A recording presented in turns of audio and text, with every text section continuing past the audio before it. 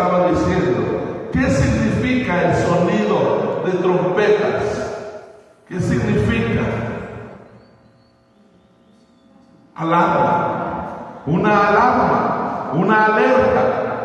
Cuando suenan las bocinas en la capital, ¿qué quiere decir?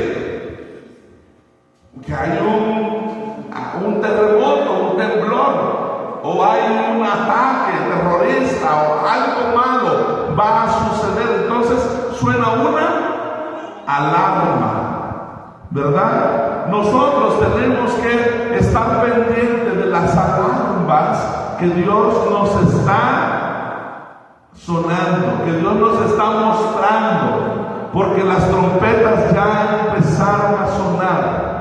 Pero a la final trompeta, la última que suene, es que nosotros vamos a ser arrebatados. Amén. Entonces tenemos que tener mucho cuidado, hermano, de lo que está aconteciendo a nuestro alrededor. Porque están pasando cosas, hermano, que muchos no se están dando cuenta.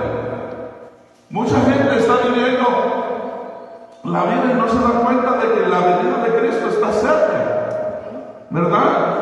Pero la misma Biblia dice, se estarán casando y dándose el casamiento, comiendo y bebiendo, y para ellos como que la vida no ha cambiado nada. Pero tenemos que estar alertas a cada una de esas alarmas, a cada una de esas alertas que el Señor nos está advirtiendo, ¿verdad? Joel capítulo 2, verso 1 dice: